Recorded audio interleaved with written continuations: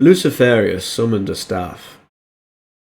It was black in form, and held upon the top of it an amethyst jewel of considerable size.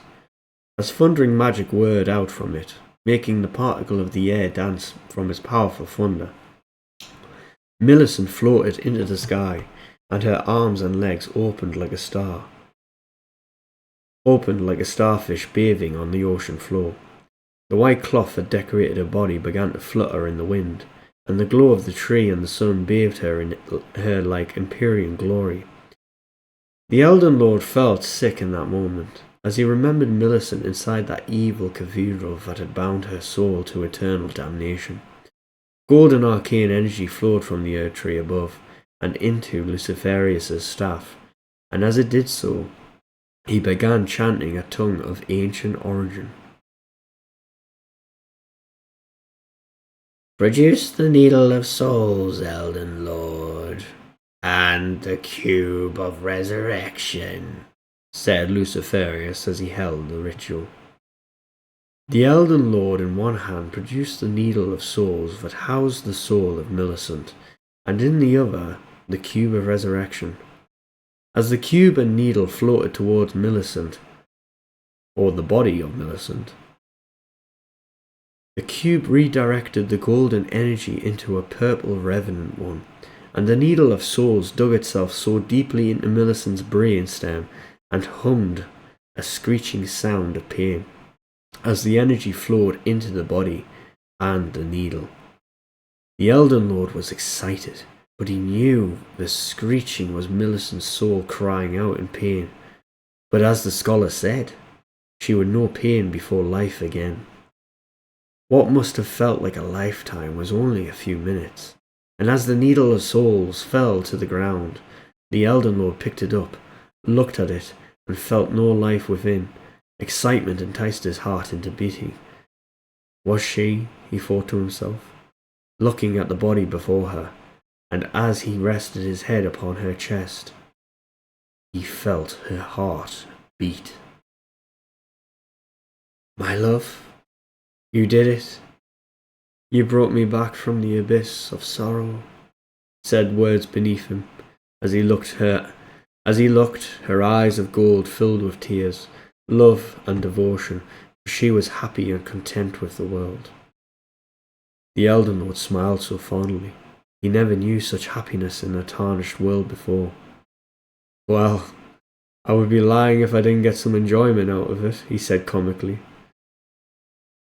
"Although, seeing you here now fills me with resolve unmatched by any that came before. I love you, Millicent." As she touched his face, she smiled.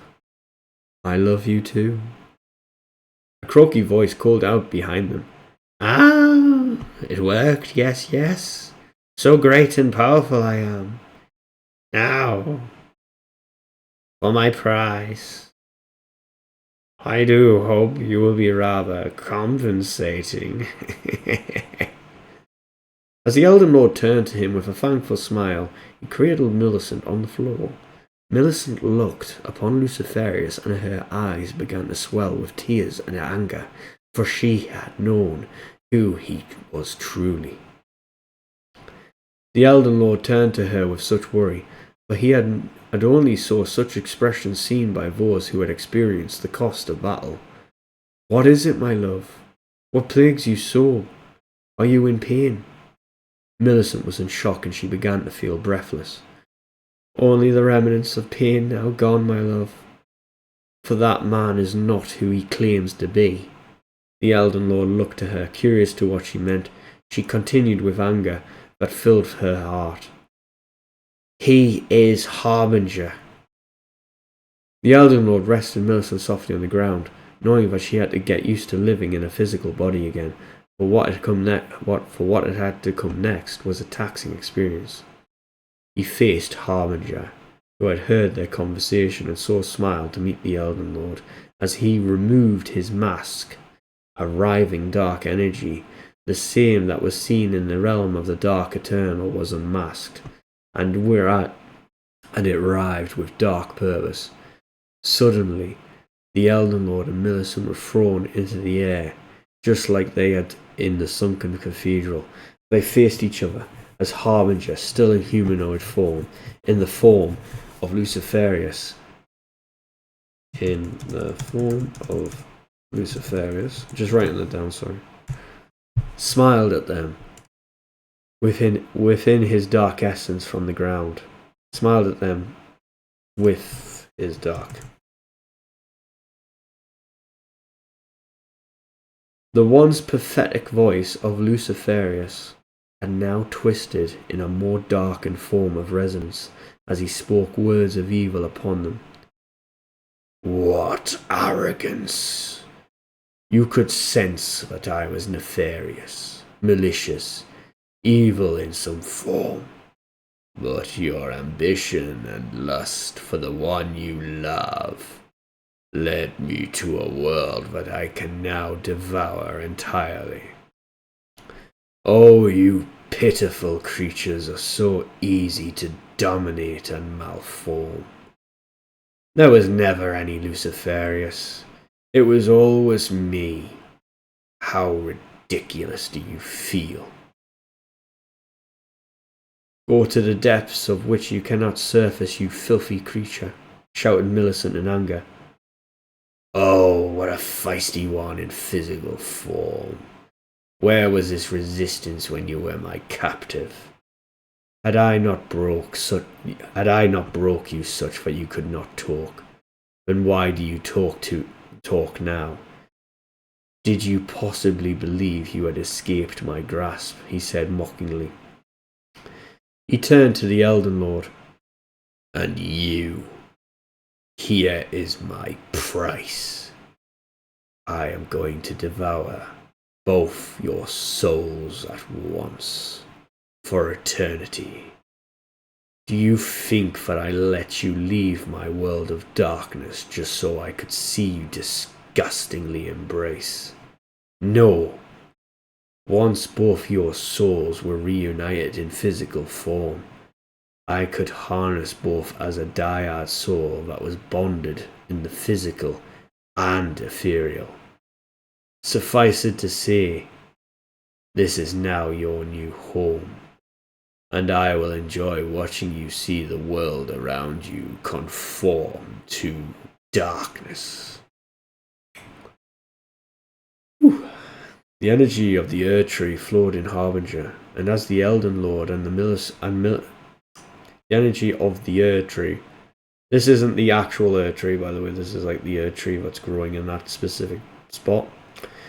Flowed in Harbinger, and as the Elden Lord and Millicent were reunited in love and bond, their energies magnified his.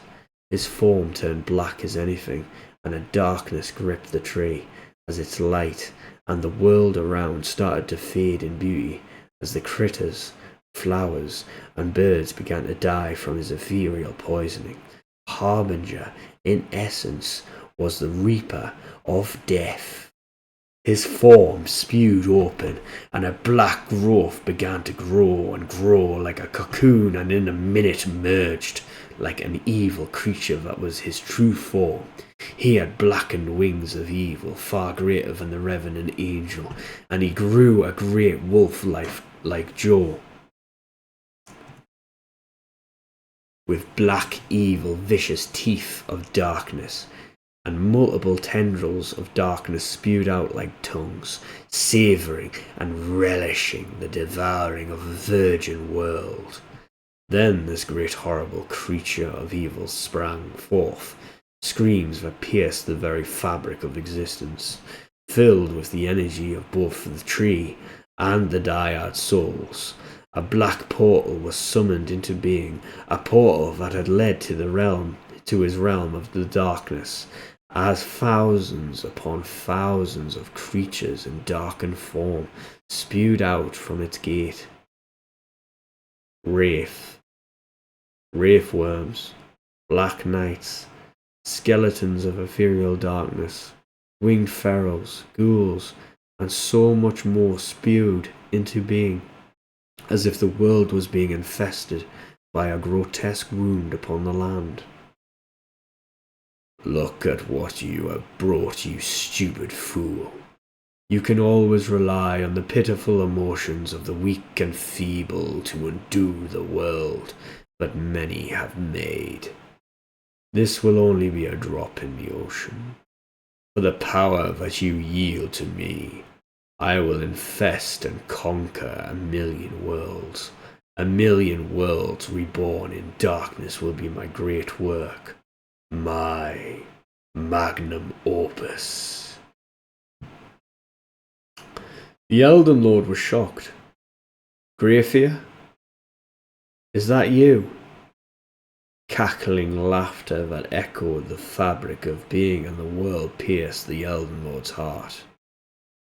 No, although I know of whom you speak, I am not him.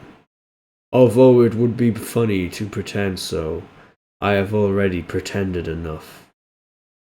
No, Greyfear was once a man who I turned into a giant of stone when he wandered into my realm. If he returned and gave me access to the world, I would simply curse him and let him be. All he had to do was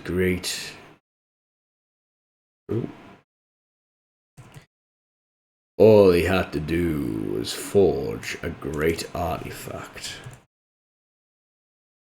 and he would know peace. Seems like he did so. Shame. I would have loved to see his face at what you have done.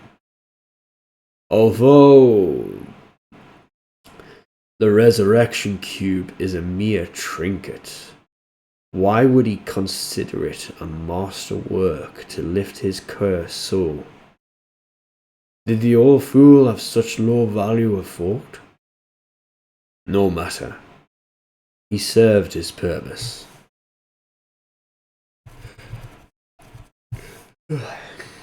And I hope he and family... missed a word there, sorry. And I hope he and his family are rotting together. Millicent shook her head as she floated above the darkness. You talk too much. Come here. I will destroy you and end all conversation for you. Cute, Harbinger said snarkily. The Elden Lord smiled, seeing her act so defiant, renewed with vigour and purpose once again. He looked to her as she gazed at him so, as they floated like birds in the sky. So, this looks familiar. We always get into these situations. Even before... Millicent laughed at the absurdity, remembering the same scene play out in the sunken cathedral. What will I ever do with you? I am glad even though I am bound as a hostage yet again. Harbinger sprang into action, wrapping tendrils 5 times as tight around the both of them, remembering from experience. No, we are not doing this again. Whatever you have up your filthy sleeve, I will be ready this time. What are you planning? There is no way you could have known. You could know what was destined to be your fate. As Harbinger's form grew larger and larger, as tendrils became stronger and more powerful with every minute, they spread across the land, seeping into the soil and pouring darkness into the infection.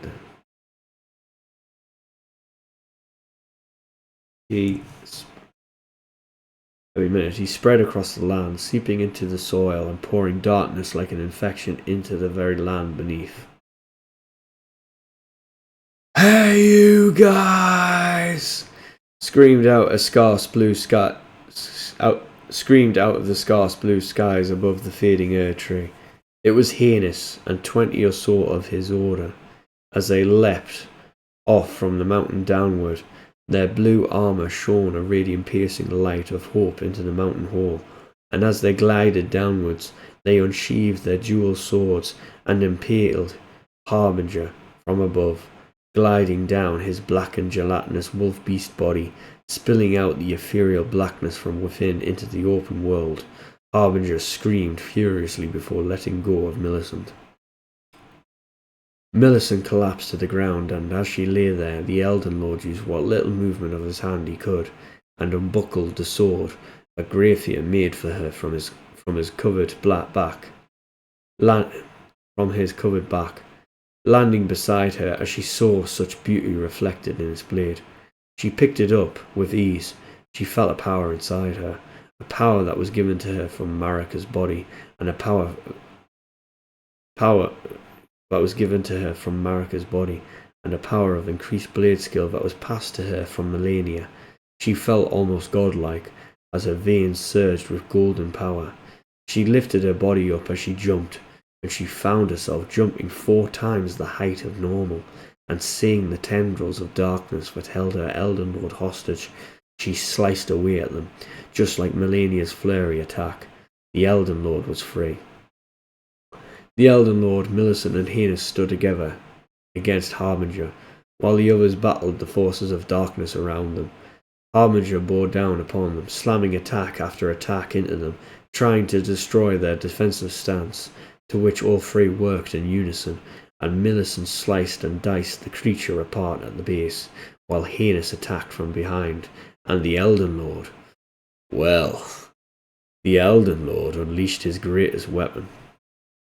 It was not the cube of resurrection that was Grayfear's magnum opus, foul evil, but this, proclaimed aloud the Elden Lord, as he unsheathed Georg Slayer from his back.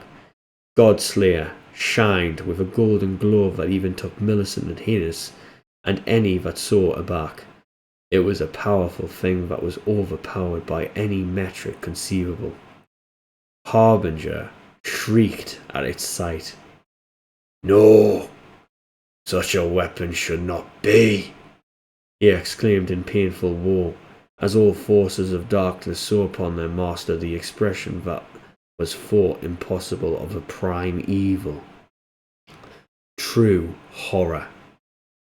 This sword was Grayfear's magnum opus, but it was also an apology.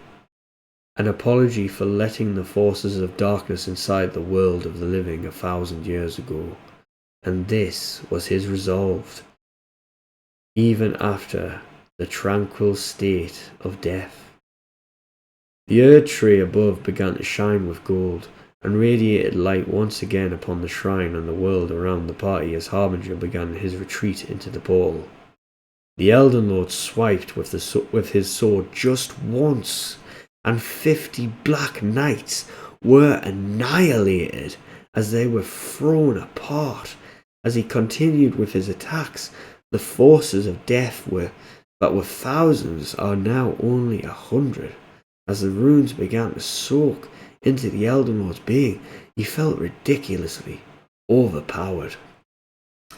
The Elden Lord embraced Heinous like a brother, hugging him fondly before turning to Millicent with a gentle fondness as he touched her hand and cradled her face.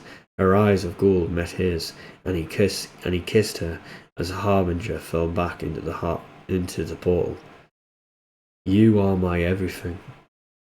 Let's end this," he said, as all 3 charged into the portal after Harbinger, 3 pure beings against the impurity of darkness. They found themselves in the realm of darkness eternal again, with Harbinger before them upon the Wraith tree, feeding from it to restore his form. The souls inside would nourish his body back to health. They stood defiantly before charging him, not giving him a single chance to rebuild his form and power. All 3 sliced and carved away at his malformed, grotesque body of darkness, slashing away the ethereal blackness that gave his body form, shrieking in pain to the high heavens as he did so. A pain was even felt in the Wraith tree itself. Harbinger swiped and swiped at the 3,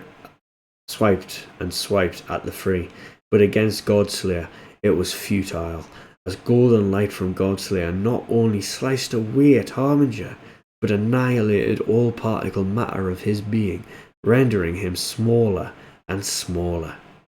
With a resurgence, Harbinger gained bigger form as he pooled all his might and will into regenerating himself, until Millicent stood forward to face him, and as she did so, She floated in the air, her body filled with gold light that shone brighter than the noon sun in the summer, and she erupted.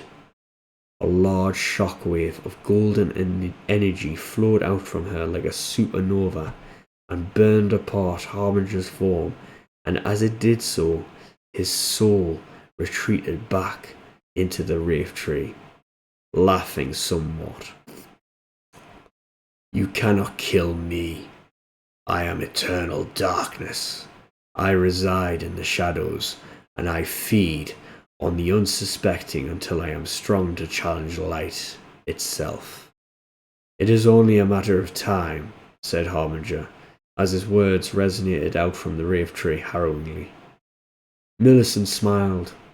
"No," and she erupted once more in golden fury, and the Wraith Tree started to burn and scream in pain. The Elden Lord in that moment ran towards the evil Tree of Darkness and buried Geod Slayer into its black etheric trunk, and with that, a power stormed out of the sword in golden form, supported by Millicent's power. The Wraith Tree was annihilated as all mass of its darkly form was burned, only to be accompanied by the screeching sounds of pain by Harbinger, who was now no more. The Elden Lord had destroyed death himself. The souls imprisoned by the Wraith Tree were free, and the gratefulness was felt on the party, for those souls roamed wild and free. The realm of the Dark Eternal turned out from darkness into the light, and a beautiful land with a radiant sun scorched any lingering evil that lay on its surface. Life would take a while to thrive. However, a golden portal where the Wraith Tree was now open to the land between, and it now could be traversed whenever, so that creatures from the world of the living could settle here and thrive, for there was much. For here was much beauty to be had. All three journeyed through that golden portal and saw themselves back at the gilded shrine, where Nymphea had stood pondering on how to rebuild the shrine back to glorious being once more. "Ah, I am so glad to see you, Millicent. It is nice to know it worked. A great evil has been defeated here today, and the world is better for it." Nymphea was pleased, smiling at all three. Heinous was trying not to look at her bare naked form, red-faced and a little aroused. "Thank you greatly, Nymphea, for your devotion and belief in us," the noble Elden Lord said with joy, looking at Millicent smile as she radiated the story and glory of legends and about her. My life. Sorry, I've read so much, I think I've lost my voice. My life is in your debt. You have given one a marvellous form, one of my mother and my grandmother, and my former self. I will not squander such power, and will always fight the forces of darkness wherever or whatever shape they may be. No one will go through what I have been through, as my firm hand will lift them out of that darkness. Nymphea nodded and then departed back to the undergrowth, where she no doubt would be planning the reconstruction of the shrine over the next few years. Although ancient beings take their time, it could be a few millennia. The Elden Lord stood beside Millicent. He turned to her, gracing her with his eyes once more. He held her hand, and he confessed, "If I had known, I would have saved you sooner. For even a thought of you being trapped brings a terror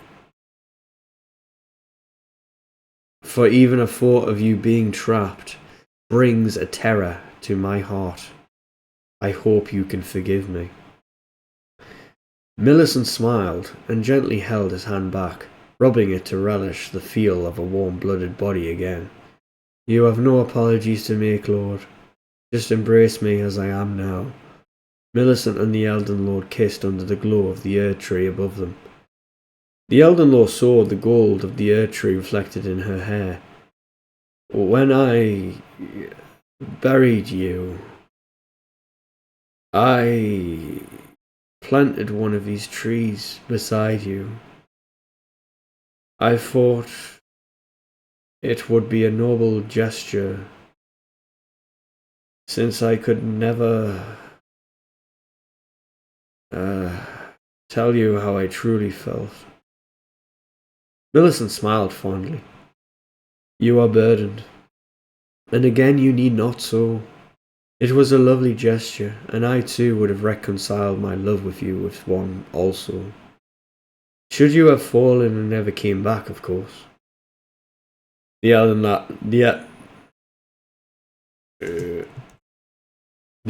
Lord began to laugh. I do have an awful habit to keep coming back, don't I, my love?" Millicent glowed as she giggled. "Yes, you do. Yes, you do. I guess now I have to come back too." "I guess now I have come back too. We are very much alike." As they talked, Heinous coughed loudly, as he had knelt for a good 5 minutes now, hoping they would notice him. "Ah, Heinous, why do you kneel to us so?" said the Elden Lord, finding such antics absurd. Heinous cleared his throat, and the rest of his order that aided them in the final battle gathered behind him. "My lord, my lady, I wish to serve you, and to pledge allegiance to your future house, if you will have us. We would be honoured to have you travel with us on our adventures, and for whatever comes after. You need not bow. You proved yourself a great ally and friend. Although I do not know you well, sir, that is something I would hope to change," professed Millicent under ethereal glow, for she in that moment looked as a queen of radiance, beauty, and profound majesty.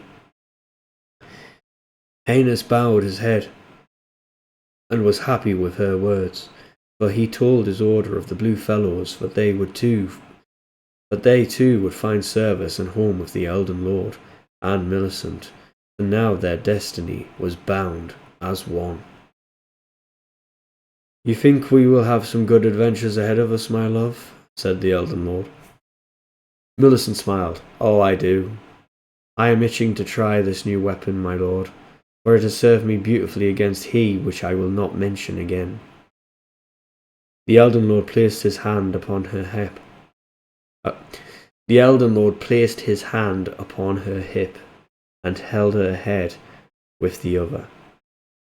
"Rightly so," he said, kissing her as if she was the light of life herself, and only a kiss could nourish his soul.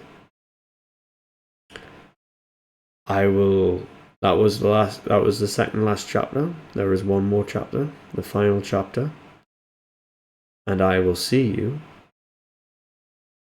there.